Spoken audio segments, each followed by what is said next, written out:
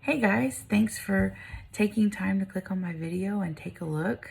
This is my very first YouTube video, so super nervous, super not really sure what to do. I will be honest, this is like the 10th time I've tried to start this video and haven't liked it once, but we're just gonna go for it this time because quite frankly, I'm tired of running out of things to say. So my name is Jen, and the reason that I wanted to start making these videos were to kind of share my husband and I's foster care, foster to adopt journey with you, and really just to record it for maybe to show our kids one day when they're old enough to understand, so that they can understand where they came from and the journey that brought us together as a family.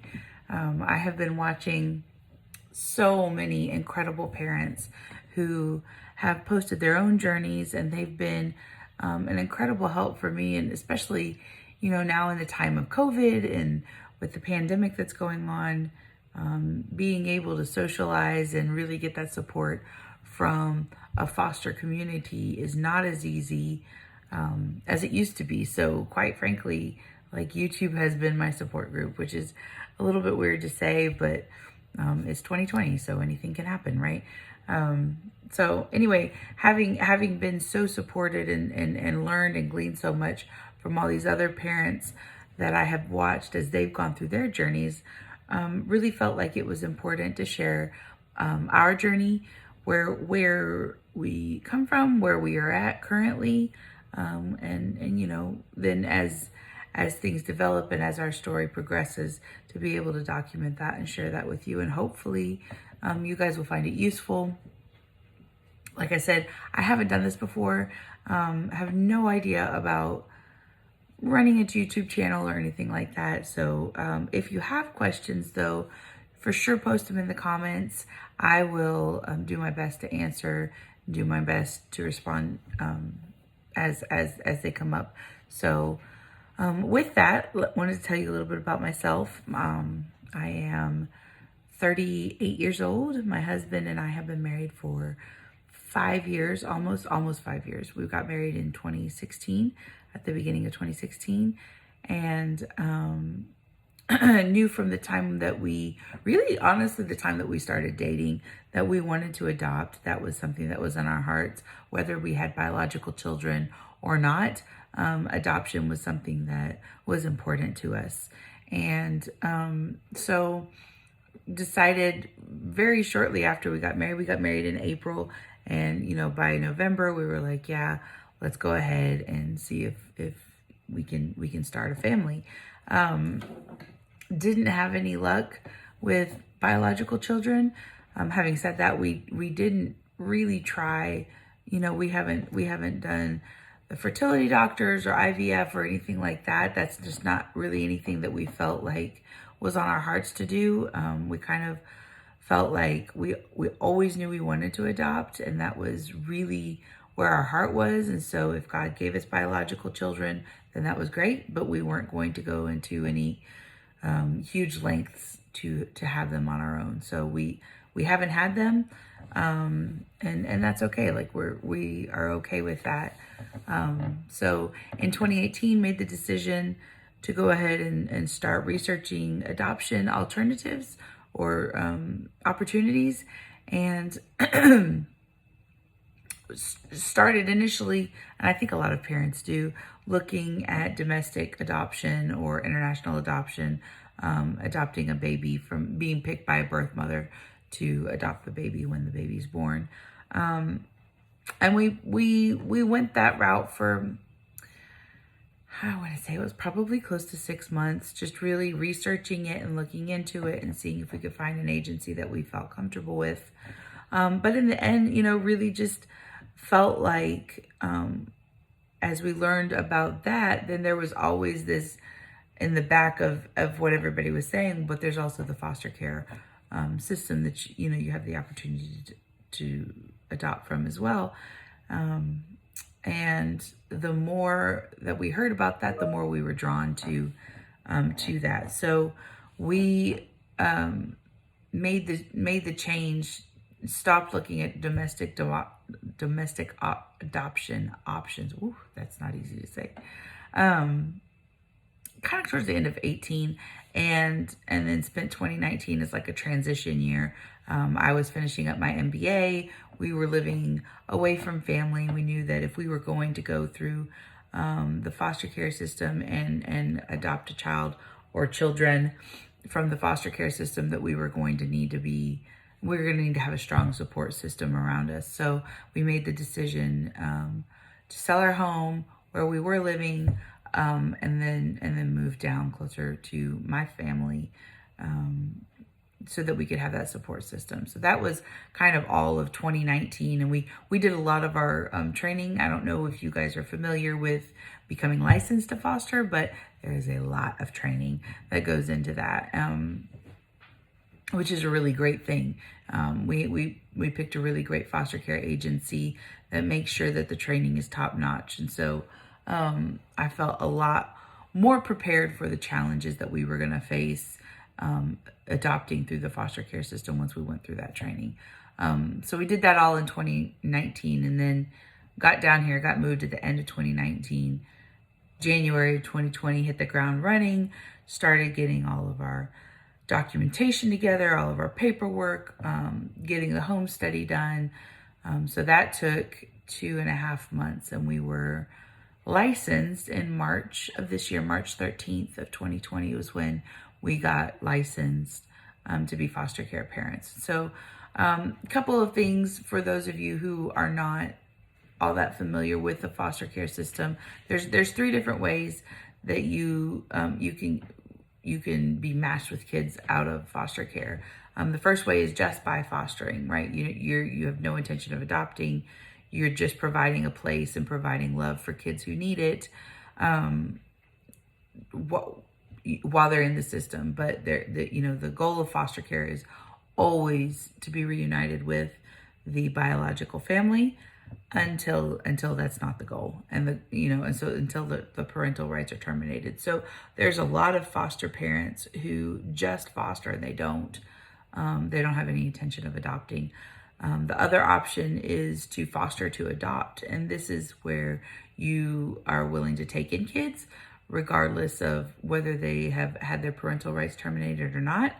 So some of them can be like emergency placements, some of them can be respite care, some of it can be long-term foster care while the parents are going through their plan to be reunited, or some of it can be, we're looking that the rights are going to be terminated on these kids, and then you have the option to adopt them once they've been terminated.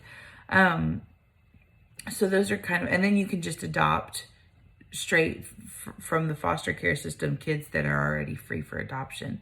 A lot of people choose that option, but the reality is, if you want like a baby, it's pretty much not going to happen just going through that option.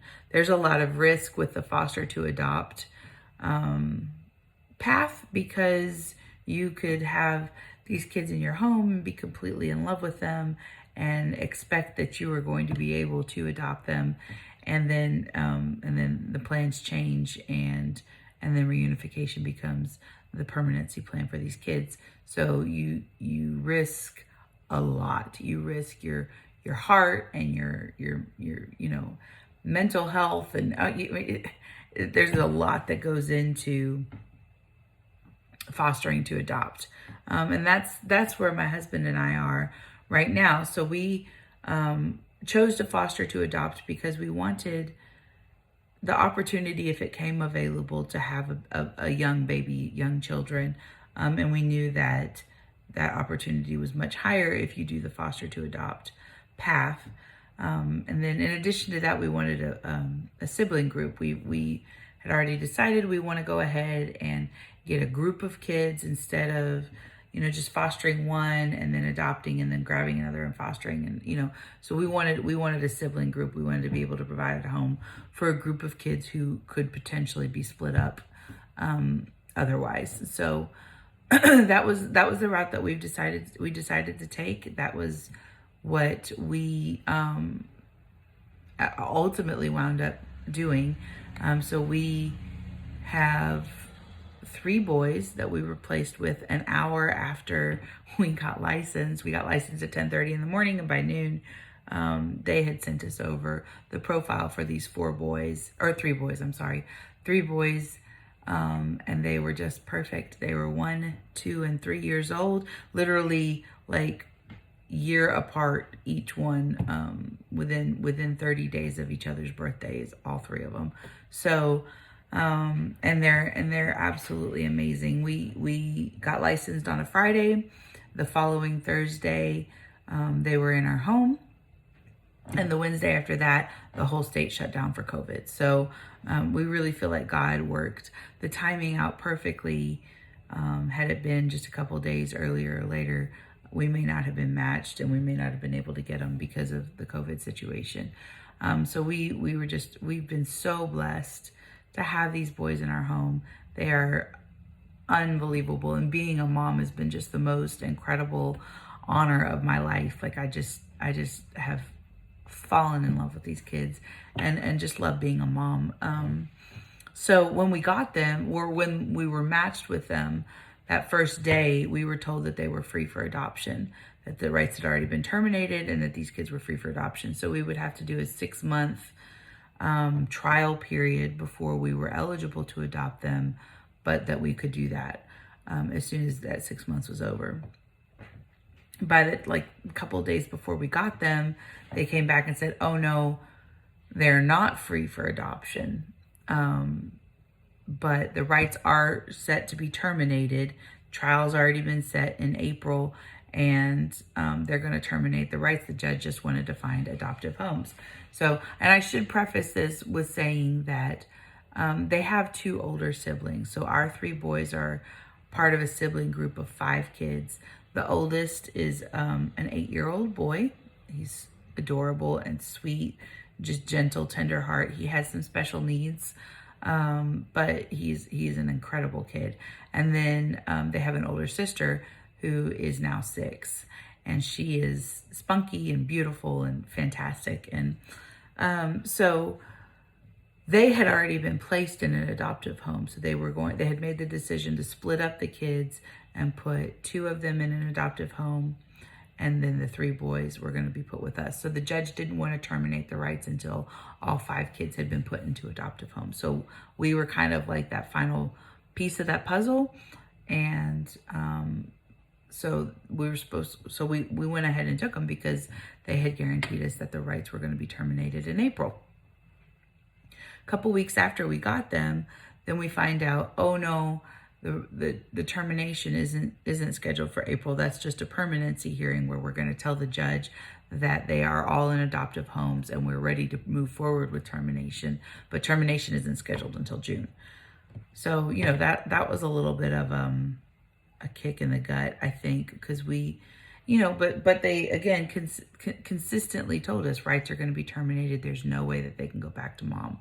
And the biological grandmother who was still in the picture had been deemed not eligible to take the kids.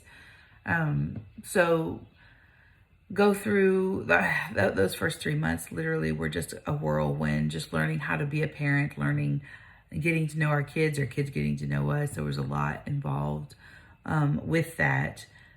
So that went really, really fast. So June showed up super fast. Get to the trial date, and we're doing it all over the phone now, right? Because COVID's here. We can't go to trial in person. So trial date comes, and the DFPS attorney for the state isn't ready for trial, and our kid's attorney isn't ready for trial, and the mom's attorney is the only one who is ready for trial, and she's ready to fight for these kids to go back to their mom, right? She's the only one that's prepared. So the judge, who was very upset, because at this point our kids have been in care for 15 months. June of this year, they had been in care for 15 months already. So the judge was like, you guys need to come up with a plan. You have 3 weeks. We're going to have trial at the beginning of July, and you have to be ready because these kids need permanency. So within that 3 weeks, um, 2 days before the trial is supposed to happen, I get a call from our caseworker saying that the kids' caseworker had just called her and the older two siblings' adoptive placement didn't work out, and that the parents were requesting that they be the parents had some kind of family emergency. They were going to have to move unexpectedly, and they needed someone to come pick up the kids, and could we take them? So we are not, we do not have a house for 5 kids. We are not licensed for special needs. And we just really felt like at that point where we were at, there was no way we could take on 5 children. And especially one with special needs. So our agency wouldn't let us take them in the first place because we weren't licensed for 5 kids and we weren't licensed for special needs kids. So we had to say no, unfortunately, and the 2 kids wound up having to go to a shelter. That threw the entire case off. The attorney for the state again showed up unprepared to go to court in July, and the attorney for the kids came not ready because she didn't have a good plan in place. They had just found out. It had only been like 48 hours, and when they found out, so these kids were now in a shelter, and there was just no way the judge was going to terminate parental rights when 2 of the kids were they weren't even in a foster home, let alone a permanent adoptive home. So obviously, this is devastating for so many people. My heart was just so broken for these 2 kids who had been told that these were going to be their new mom and dad, and that, promises had been made. And this is something like, I'm getting off on a little bunny trail, but like, as you foster kids, until you know that an adoption date has been set and that these kids are going to be yours 100%, you can't make promises to them that they are going to be in your home forever. Because that's what happened with these two precious children, was that they were told that this is your new mommy and daddy and you're going to live with them forever, and this is your, the family had a biological daughter. And it was just, I just can't even imagine like what that must have felt like to be told that, to be promised that, and to live with them for 3 months and then be taken away again. It's horrible. So my heart was broken for that. I was devastated because the rights were not terminated again. And now the mom's attorney is now beginning to push for the grandmother to get custody of all the kids. And the state just didn't have a good solution for that. So we went through the month of July without identifying any solutions. The kids continued to be in a shelter, and we absolutely, like, that just was not acceptable for my husband and I, for them to be there. So we worked with our agency, and the problem that we were told at the time was that because they had one child with basic needs and one child with special needs, they couldn't find a family that would take both of them. There were families who would take special needs kids, and there were families that would take basic needs kids, but very rarely was there a family that would take both. So we had tried to get all 5. We're told no, because we don't have the licensing for it, and our agency, and I feel like they did a good job for us. They stood up for us and they recognized we weren't prepared for that. And so they just flat said, no, we won't license them for the 5 and for a special needs child. They're going to have to be foster parents for a full year before we can even look at that. So they said no to that, but they did increase our license to take 4 kids. And we took the kid's sister. So she came and joined our family at the beginning of August. And she is incredible. It was just like a missing piece that we didn't realize that we were missing to our family. And so now we have 4 of the 5. of them. But there was still the one oldest boy who they were not able to place. And they wound up eventually moving him back with the biological grandmother, which places the entire case, because all of their cases are linked and because they changed the oldest son's permanency plan from unrelated adoption back to reunification. It changed all of the plans from unrelated adoption back to reunification. So now, currently, well, no, I'm sorry, we do now. We found ourselves at the end of August with no trial date for when the rights were supposed to be terminated. The permanency plan being changed. So our expectation when we got them in March was that we were going to be able to adopt them or start the process for adoption in September. And by the time we get to September, they've changed their permanency plan back to reunification with the mom or with the biological family. So I'm telling you guys, if you're not ready for the emotional roller coaster, because it's devastating and there is heartbreak and it's really hard. But I will also say that I wouldn't trade the last 8 months of my life for anything. If I knew that this was going to happen back in March, I'd have taken them anyway, just because of how incredible they are and what an amazing opportunity that this has been to be able to show them love and to show them what stability looks like and what consistency looks like and what safe looks like. Yeah, I wouldn't trade it for the world. I would do it all over again in a heartbeat.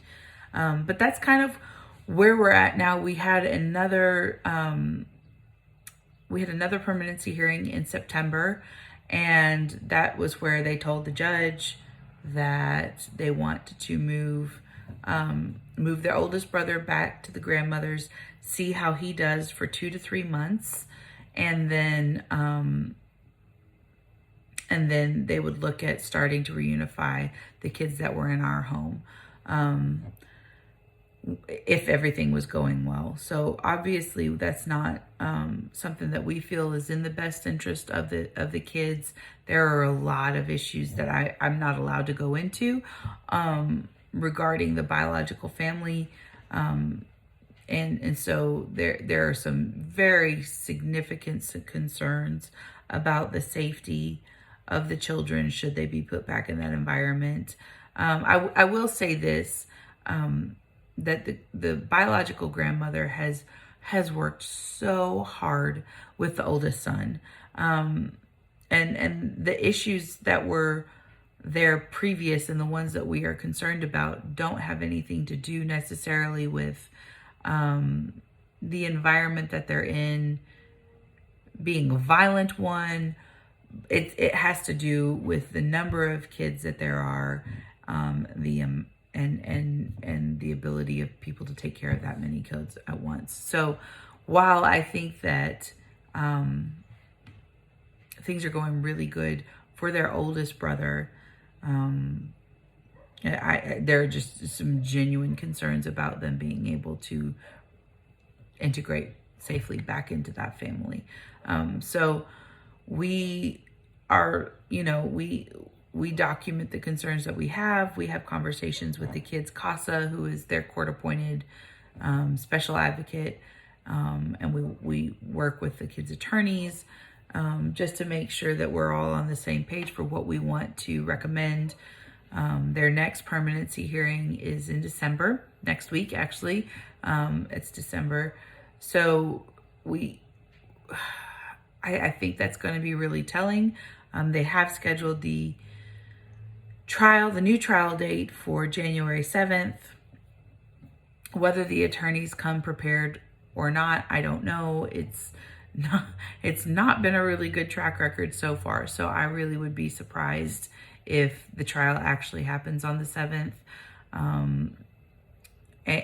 Because I don't know what they're going to be able to recommend at this point. I don't think that there's been enough time for them to say, yeah, he's doing really good and they can take 4 more children, or know they, I just don't think that I don't think there's been enough time. So I would really be surprised if the trial actually happens at that point, but we will see. So that's kind of where we're at. Let me know what you guys if this video was helpful, or what more detail you guys are interested in learning about as I start making more videos. I will post an update next week after the permanency hearing, just to kind of let you guys know what happened from that, what came from that. And then maybe a couple more videos just talking about things that I've learned about being a parent, things that I wish I had known prior to being a foster parent. This is really just kind of an introductory, really long video. I know I don't really want them to be this long, but there's a lot of information to throw in at one time. So thank you guys for watching. Thank you for listening. Please let me know what questions you have, what you'd be interested in hearing about, and we'll base our next videos off of that. So thanks, guys. Bye.